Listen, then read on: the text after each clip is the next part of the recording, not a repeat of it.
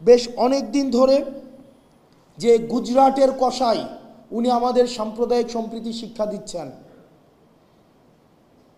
বৈষম্য বিরোধী ছাত্র আন্দোলনের আহ্বায়ক হাসনাত আবদুল্লাহ বলেছেন, অনেকদিন যাবৎ দেখছি তিনি ভারতে বসে আমাদের সাম্প্রদায়িক সম্প্রীতির শিক্ষা দিচ্ছেন। আমরা আপনাদের কাছে জানতে চাই যে 626 জন ক্যান্টনমেন্টে বন্দী ছিল, তারা পালিয়ে কোথায় গেল?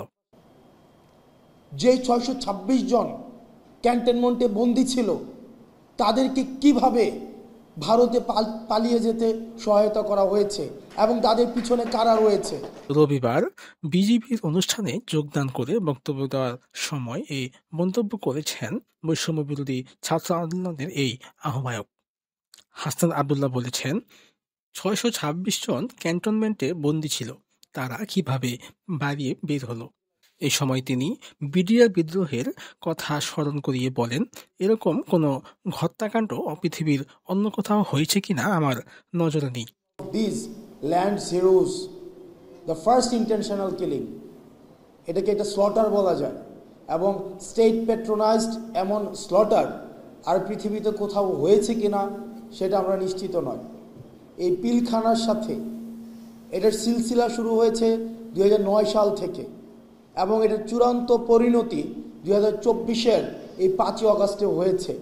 পরিকল্পিতভাবে একটি জেনারেশনকে সেদিন মুখোমুখি ধার করানো হয়েছিল বলে মন্তব্য করেন তিনি। এতদিনেও পিলখানা হত্যাকাণ্ডের বিচার না হওয়া দুঃখজনক একটি বিষয়। তিনি বলেন, পিলখানা হত্যাকাণ্ড একটি পরিকল্পিত হত্যাকাণ্ড ছিল, এটিকে খুব পরিকল্পিতভাবে একটি বিদ্রোহ হিসেবে দেখানো হয়েছে। আমার বয়স বর্তমানে 27 বছর। যখন আমি ক্লাস 5-এ পড়ি তখন এই ঘটনাটি ঘটেছিল। এখনো পর্যন্ত সেদিনের কফিনের দৃশ্যটা আমার চোখে ভাসে। আমার বয়স 27 বছর, আমি তখন ক্লাস 5-এ পড়ি যখন এই ঘটনাটা হয়। এখনো পর্যন্ত এই যে কফিনের যে দৃশ্যটা আমার চোখে ভাসে, যে নিজের সহকর্মীর কফিনের দৃশ্যটা নিয়ে যাচ্ছে।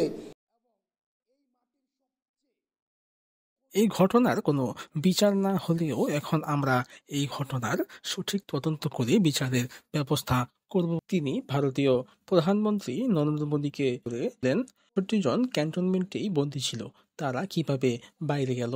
হাসনাত আবদুল্লাহ আরো বলেছেন, ৩ আগস্ট যারা জেনারেলের বিপক্ষে ছাত্র জনতার পাশে দাঁড়িয়েছে তাদের প্রতি আমাদের দায়বদ্ধতা অনুভব করি। জুলাই মুভমেন্টটা, এই জুলাই মুভমেন্টে 1500-এর বেশি যে শহীদ হয়েছে এবং 22,000-এর বেশি যে আহত হয়েছে, এটা যে একটা জুলাই মুভমেন্ট ছিল। কিন্তু আমরা ওয়েস্টার্ন মিডিয়াতে দেখছি, আমরা ইন্ডিয়ান মিডিয়াতে দেখছি কনস্ট্যান্ট প্রপাগান্ডা চালিয়ে যাওয়া হচ্ছে। এটাকে বলা হচ্ছে rise of fundamentalism and just a political upheaval. আমরা আমাদের জায়গা থেকে এই